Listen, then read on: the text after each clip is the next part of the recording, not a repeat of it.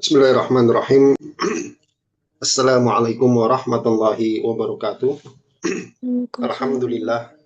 Alhamdulillahilladzi arsala rasulahu bil huda wa dinil haqq lidhhirahu 'alad dini kullihi walau karihal musyrikun. Asyhadu an la ilaha illallah wahdahu la syarikalah wa asyhadu anna Muhammadan abduhu wa rasuluh. Allahumma shalli wa sallim wa barik ala nabiyyina Muhammadin wa ala alihi wa ashabihi wa man tabi'ahum bi ihsanin ila yaumiddin. Allahumma inna nas'aluka ilman nafi'a wa rizqan thayyiba wa amalan mutaqabbala, amma ba'd. Ayo rahmatullahi. Alhamdulillah, kita memuji Allah Subhanahu wa taala atas segala limpahan nikmat, taufik serta hidayahnya, sehingga pada malam hari ini kita bisa kembali melanjutkan pengajian kita membaca kitab Nailur Roja Syarah Safinatin Najah yang ditulis oleh Syekh Ahmad bin Umar Asy-Syatiri rahimahullah taala rahmatan wasi'ah. Kita masih di pembahasan seputar sholat Jumat. Kita masuk di pembahasan tentang khutbah Jumat. Kita lihat sini, bismillahirrahmanirrahim. Qala al-musannifu rahimahullahu taala rahmatan wasi'ah wa nafa'na bi ulumihi fid dunya wal akhirah, amin rabbal alamin. Faslun, pasal. Kata beliau, syurutul khutbataini asyaratun. Kata penulis Safinatin Najah, Syekh Salim bin Sumair Al-Hadrami, syarat khutbah Jumat itu ada 10. Maknanya anna syuruta kullin min khutbatail jum'ati asyaratun. Bahwasanya syarat setiap dari 2 khutbah Jumat itu ada 10. Nah, kemudian wa bi ziyadatis salasatil lati lam yadhkurha tasiru salasata asyara.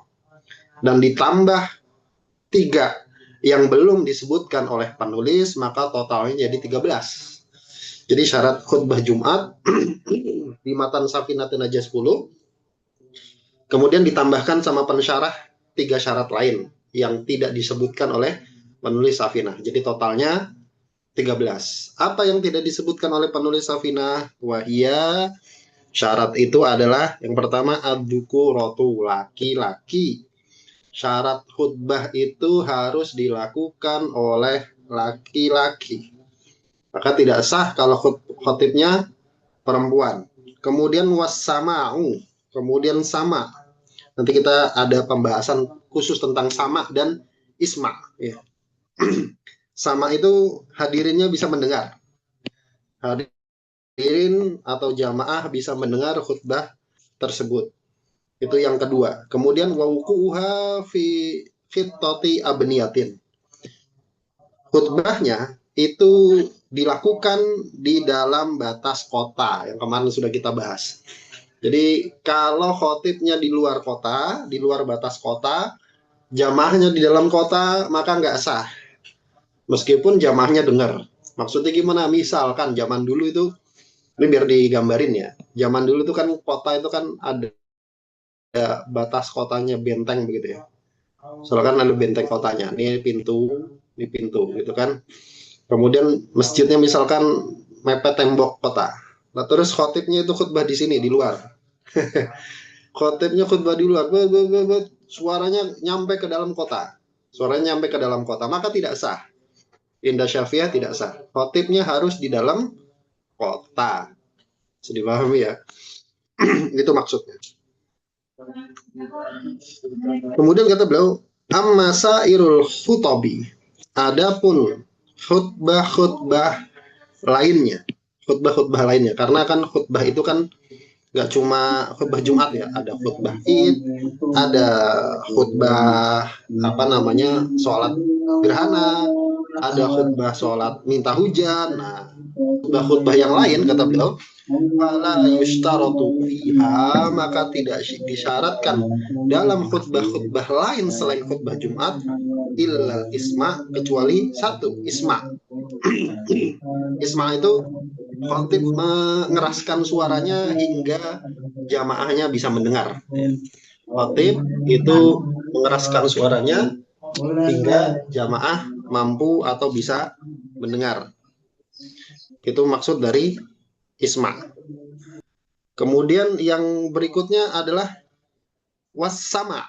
Sama itu maksudnya hadirin atau jamaah Jumatannya bisa mendengar. Nanti insya Allah ada pembahasan khusus ya. Kemudian wa qaulul khatibi dzakaron, dan kondisi khotibnya harus laki-laki. Kemudian wa qaulul khutbati arobiyatan ya. Dan kondisi khutbahnya arobiyatan dengan bahasa Arab. Tapi rukunnya saja. Rukunnya saja. Kemarin sudah kita bahas rukun khutbah. Ya, rukun khutbah itu sama semua. Khutbah Jumat, khutbah Id, khutbah sholat gerhana, khutbah sholat minta hujan, itu rukunnya sama semua. Dan rukunnya itu harus dengan bahasa Arab. Nanti kalau diterjemahkan, tafadhol, alhamdulillah. Tidak diterjemahkan, khutbahnya sah di dalam madhab Syafi'i. Ya, yang penting rukunnya dalam bahasa Arab. Rukunnya saja ya. Bukan berarti dari awal sampai akhir harus bahasa Arab. Enggak. Rukunnya saja. Jadi ini syarat khutbah lain selain khutbah Jumat. Tadi apa? Yang pertama isma. Khotibnya mengeraskan suara hingga jamaah bisa mendengar. Kemudian yang kedua sama. Yaitu jamaahnya bisa mendengar suara khotib. Kemudian khotibnya laki-laki, itu yang ketiga, dan yang keempat dengan bahasa Arab. Rukunnya saja. Itu syarat sah khutbah lain selain khutbah Jumat. Ya, tinggal nanti hukum khutbahnya apa kan beda-beda. Kemudian kata beliau, yang pertama syarat khutbah Jumat setelah tadi ditambah 3 ya, adalah at-thaharatu 'anil hadatsaini al-asghari wal akbari, yaitu suci dari 2 hadas, yaitu hadas kecil dan hadas besar. Maksudnya siapa? Khotibnya. Kita lihat maknanya annal awwala min syurutil khutbataini. Syarat pertama dari 2 khutbah Jumat adalah toharatul khotibi anil hadatsil asghari wal hadasil akbari, yaitu sucinya khotib dari hadas kecil maupun hadas besar. Jadi khotibnya harus suci dari hadas. Kalau misalkan punya hadas kecil maka wudhu dulu. Kalau punya hadas besar maka mandi. Fayatatoharu, maka dia wajib toharoh. Kemudian kalau batal di tengah-tengah gimana kata beliau? Wa yasta'nifu idza sabaqahul hadatsu. Kalau sabaqal hadas, kalau dia nggak bisa nahan hadas, artinya tidak sengaja berhadas begitu ya, di tengah-tengah kentut misalkan. Di tengah-tengah khutbahnya si khotib kentut. Maka apa yang harus dilakukan? Karena ini kan syarat sah khutbah. Maka yasta'nifu, dalam madhab Syafi'i wajib mulai ulang dari awal khutbah. Wajib mulai ulang dari awal khutbah. Kenapa? Karena khutbah Jumat ini mirip, bukan sama, mirip seperti sholat. Orang sholat kalau batal atau kentut di rokaat ketiga, maka kalau sholat dia nggak mulai dari rokaat ketiga, tapi harus dari awal kan gitu kan, nggak dari rokaat ketiga. Maka khutbah Jumat juga begitu. Kalau dia batal di tengah-tengah, maka tidak dilanjutkan, tapi diulang dari awal. Kecuali ada yang gantikan. Misalkan di tengah-tengah khutbah, khotibnya berhadas, khotibnya kentut, kemudian harus bersuci dong, turun dari mimbar, terus ada yang naik gantikan, maka itu boleh dilakukan dengan cara dilanjut, tidak harus diulang dari awal. Jadi kondisinya ada 2 nih. Kalau khotibnya tengah-tengah khutbah itu batal wudhu. Kalau nggak ada yang gantikan, maka wajib diulang dari awal khutbahnya. Kalau ada yang menggantikan, tidak wajib diulang dari awal, boleh dilanjut. Wa in qarubal faslu, meskipun pemisah antara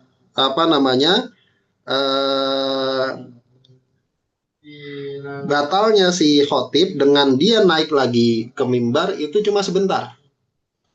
Maksudnya kan tadi dikatakan kalau khotibnya tengah-tengah itu batal wudhu, maka harus diulang dari awal. Nah, misalkan tempat wudhunya dekat, cuma di depan misalkan. Masjidnya nggak besar-besar amat, kecil lah. Khotib langsung ke tempat wudhu, wudhu cuma rukunnya aja, langsung naik lagi mimbar. Apakah tetap harus diulang dari awal? Jawabannya iya. Wa in qarubal faslu. Meskipun pemisah antara toharoh lagi si khotib dengan naik lagi, balik lagi khutbah itu cuma sebentar.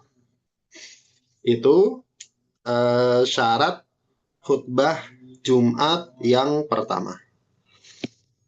Kemudian syarat khutbah Jumat yang kedua, wat toharotu anin najasati fi thawbi wal badani wal makani, yaitu suci dari najis. Suci dari najis. Kalau tadi hadas, sekarang najis.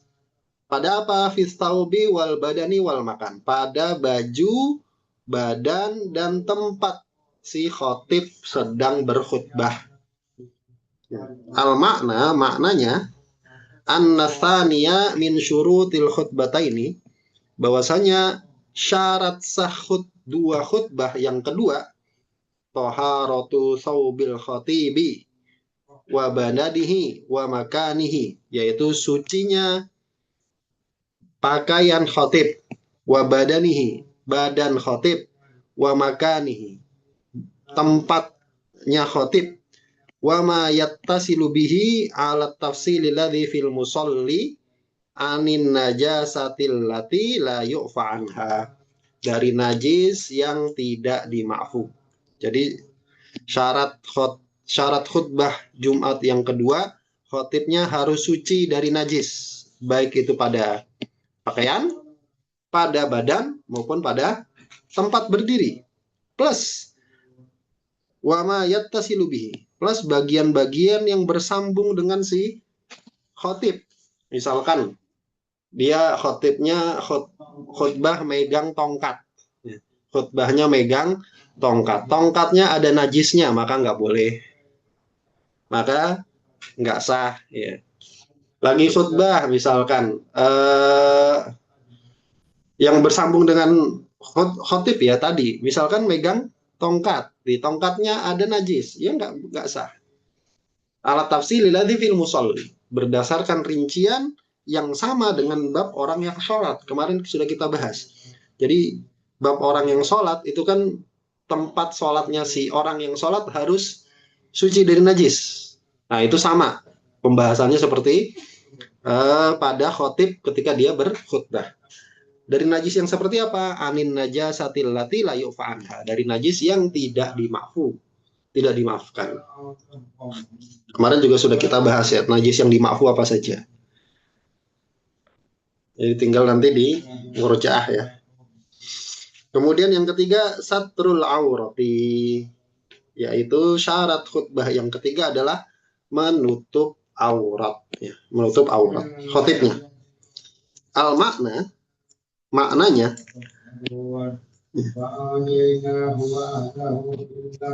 anna salisa min syurutil khutbataini, bahwasanya syarat khutbah yang ketiga adalah satrul aurati fi haqqil khatib, yaitu menutup aurat pada haqqil khatib, pada diri khatib. Berarti ini isyarat kalau hadirin orang yang dengar khutbah itu tidak disyaratkan menutup aurat supaya sah khutbahnya ya. Bukan artinya kemudian sholat Jumatnya nggak nutup aurat, bukan. Misalkan khotibnya lagi khutbah, terus jamaahnya ada satu yang masih di depan di teras masjid, sarungnya masih dikalungin di leher, kan kadang-kadang ada gitu kan, sambil nunggu di depan gitu kan, atau nunggu di parkiran, ngeliatin parkir, nungguin sendal, jagain sendal. Nah dia belum nutup aurat ya, sarungnya masih dikalungin di leher. Nah tapi dia dengar khutbah, maka sah nggak khutbah Jumatnya? Maka jawabannya sah. Yang wajib nutup aurat adalah khotibnya. hatta alal as-sahhi min annahuma laisa badalan an rok'ataini. Bahkan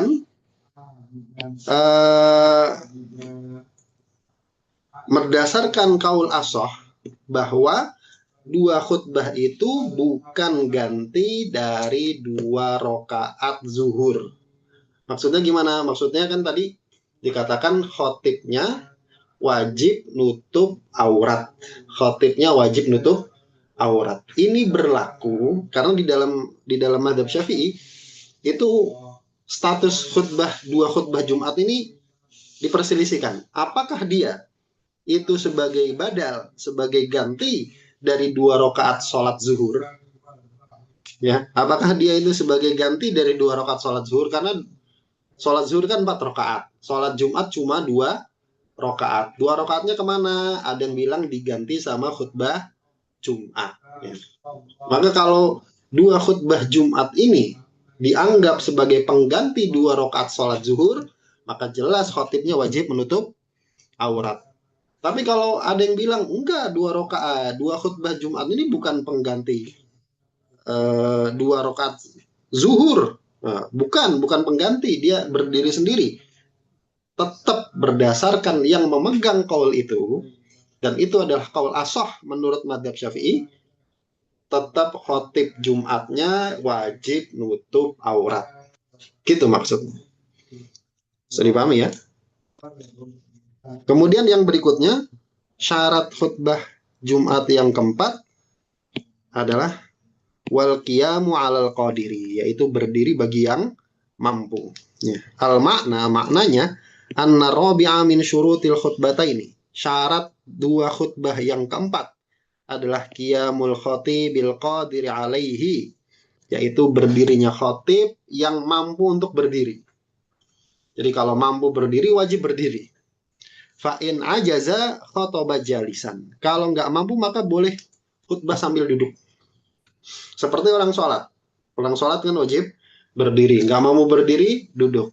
Khotib Jumat juga begitu. Dia berkhutbah. Khutbah lagi sakit. Lagi sakit kan. Maka boleh nggak khutbah sambil duduk? Boleh. Boleh khutbah sambil duduk. Fa'in ajaza famuttaji'an. Kalau nggak mampu juga boleh khutbah sambil berbaring, miring. Tiduran miring. Wal aula, tapi yang lebih utama lahu al istikhlaf.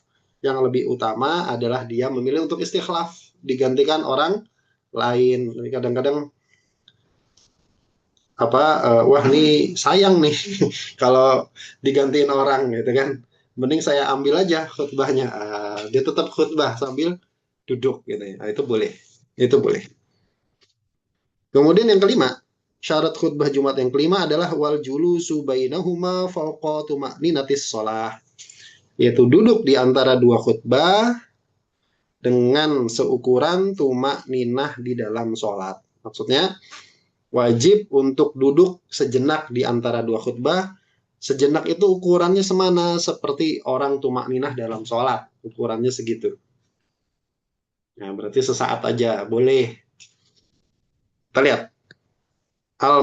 Maknanya annal khamisa min syurutil khutbataini, bahwasanya syarat khutbah Jumat yang kelima julusul khatibi bainahuma biqadri tuma'ninati fis shalah, yaitu duduknya khatib di antara 2 khutbah dengan seukuran tuma'ninah di dalam sholat.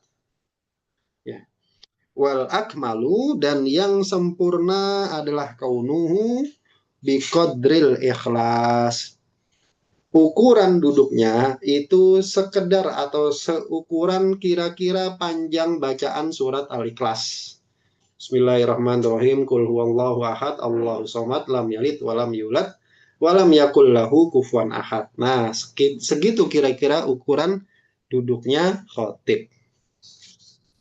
Kemudian wa yusannu an yaqra'aha fihi, dan disunahkan juga bagi khatib untuk membaca surat Al-Ikhlas ketika duduk di antara 2 khutbah. Walau lam yajlis bainahuma husiba wahidatan. Kalau nggak duduk bagaimana? Dipisah pakai diem. Diem sejenak, kemudian lanjut lagi khutbah yang kedua. Falau lam yajlis bainahuma. Kalau tidak duduk antara dua khutbah, dia pisah dengan diam, tidak dengan duduk, maka husiba wahidatan. Maka dua khutbah tadi dihitung satu, meskipun dipisah dengan diam, meskipun isinya kontennya berbeda. Nah, dalam madhab Syafi'i itu dihitung satu khutbah. Dan ini teman-teman sekalian, wajib duduk di antara dua khutbah adalah mufradat madhab Syafi'i. Mufradat madhab Syafi'i. Jadi mufradat itu sebagaimana yang telah saya singgung sebelumnya, mufradat itu adalah salah satu madhab, itu pendapat resminya menyendiri dengan pendapat resmi madhab-madhab yang lain. Artinya kalau dalam kasus wajib duduk di antara dua khutbah, tiga madhab yang lain mengatakan nggak wajib. Nggak wajib. Jadi antara dua khutbah itu boleh dipisah dengan diam. Boleh dipisah dengan diam. Meskipun tidak duduk maka sah khutbahnya, kata madhab Hanafi, Maliki, Hambali sah. Kata madhab Syafi'i, khusus khutbah Jumat wajib duduk. Tapi khutbah-khutbah yang lain tidak wajib. Misalkan khutbah Id, gitu kan. Khutbah Id kan dua khutbah. Khutbah pertama, khutbah kedua. Apakah wajib duduk? Kalau dalam madhab Syafi'i, sunnah untuk duduk. Sunnah untuk duduk di antara dua khutbah. Kalau dipisah dengan diam, maka khutbah Id-nya sah.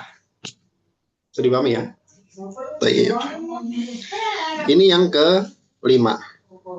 Kemudian yang ke-6, di antara syarat sah khutbah Jumat adalah wal muwalatu bainahuma, yaitu muwalah, ya, berkesinambungan antara dua khutbah tersebut. Artinya tidak boleh dipisah dengan pemisah yang panjang, ya. Tidak boleh dipisah dengan pemisah yang panjang. Kita lihat. Al-makna, maknanya an-nasadisha min syurutil khutbataini.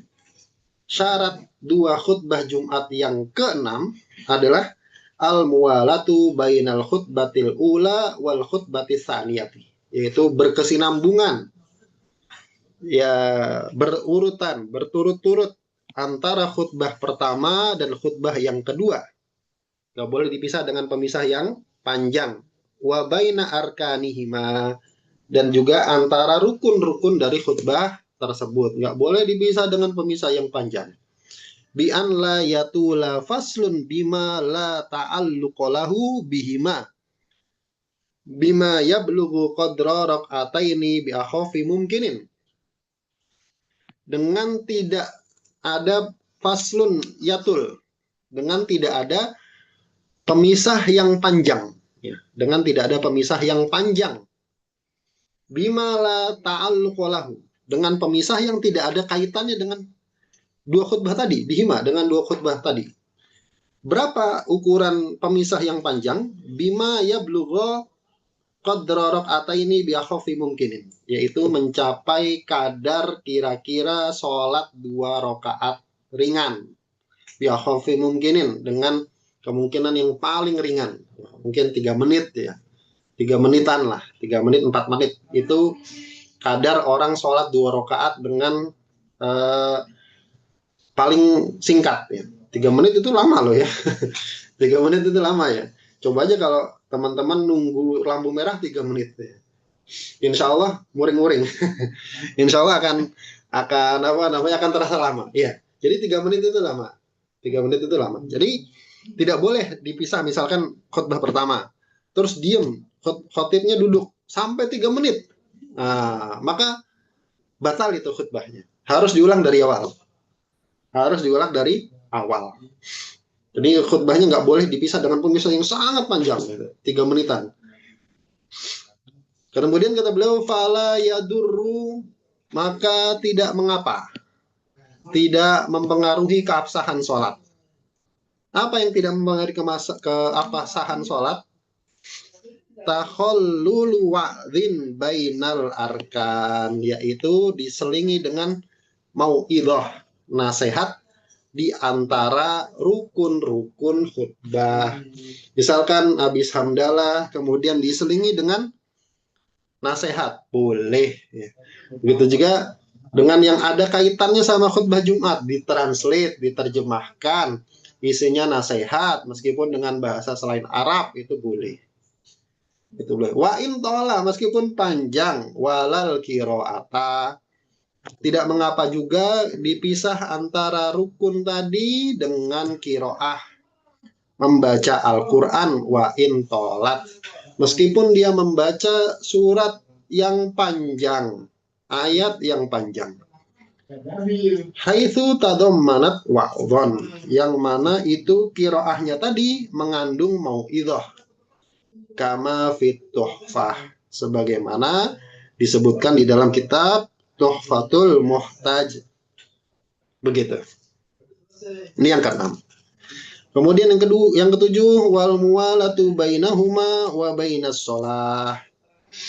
Juga harus mualah antara dua khutbah dan sholatnya.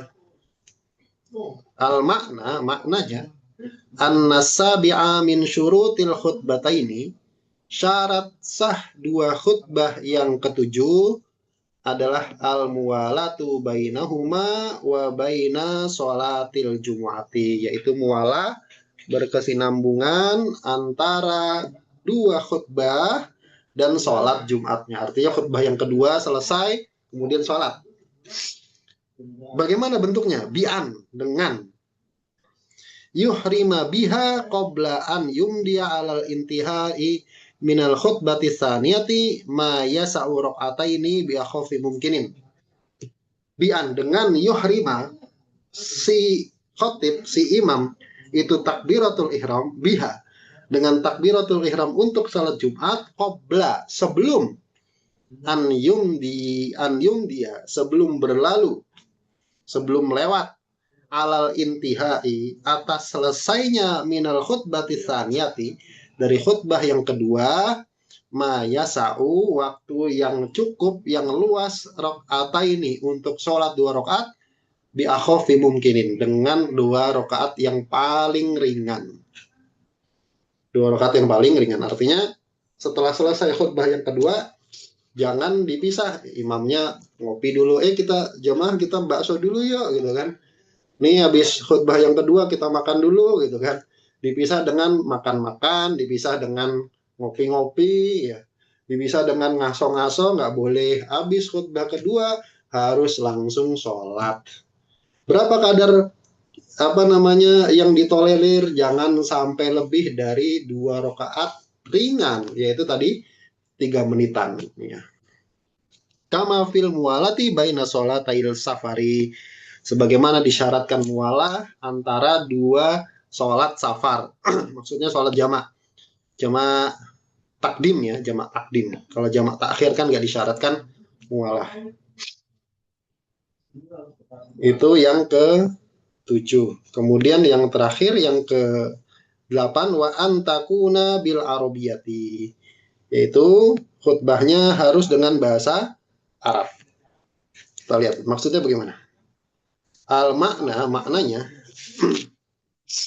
an-nasamina min syurutil khutbataini, syarat sah 2 khutbah Jumat yang ke-8 adalah kaunu arkanihima bil lughatil arabiyati, yaitu kondisi rukun 2 khutbah dengan bahasa Arab. Rukunnya aja, berarti yang kemarin sudah kita bahas. Hamdalahnya harus dengan bahasa Arab, sholawatnya dengan bahasa Arab, wasiat takwanya dengan bahasa Arab, baca ayatnya dengan bahasa Arab, doanya dengan bahasa Arab. Doanya dengan bahasa Arab. Itu wajib dengan bahasa Arab. Sisanya ya diterjemahin kan gitu kan. Wa in kanal khatibu was-sami'una a'jamiyina la yafhamunaha. Wajib dengan bahasa Arab rukunnya, rukun khutbahnya, meskipun khatib dan audiensnya a'jamiyin, itu non Arab, la yafhamunaha, ya nggak paham bahasa Arab, nggak paham bahasa Arab. Wajib rukunnya dengan bahasa Arab. Makanya saya kalau khutbah Itu jarang panjang. Kenapa? Karena rukunnya sudah terpenuhi, tinggal terjemahkan ayatnya, maksudnya apa, selesai. Sama sholatnya maksimal 15 menit. Itu sudah sama sholat. Kemudian fa'illam yakun fihim man yahsunuha. Kalau nggak ada yang bisa bahasa Arab gimana? Kata beliau, fa'illam yakun fihim man yahsunuha. Kalau di satu masyarakat, di satu kampung, itu nggak ada orang yang yahsunuha, orang yang bisa bahasa Arab. Semuanya au-au gitu kan. Walam yumkin ta'allumuha qabla diqil waktu. Dan tidak memungkinkan untuk belajar. Ya. Untuk mempelajari bahasa Arab sebelum sempitnya waktu. Artinya sebelum khutbah waktu Jumat itu selesai, nggak bisa dipelajari. Ya. Susah nih, nggak bisa dipelajari dengan waktu sesingkat itu. Maka khotoba ghairal ayati wahidun minhum bi ayyi lughatin sya'a.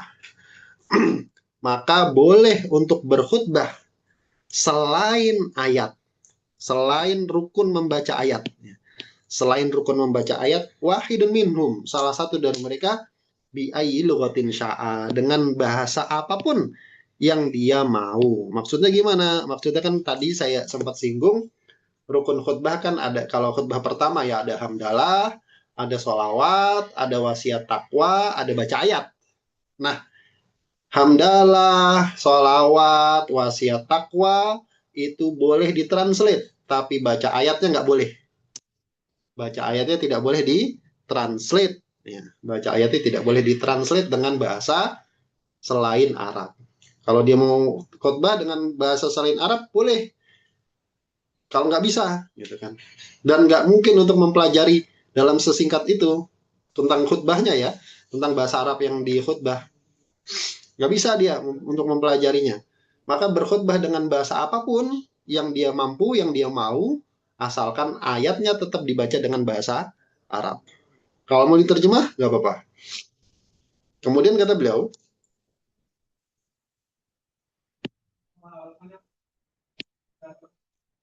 wahal yujzi'u wa illam yafhamuha kal arabiyati amla qaulani. Apakah sah?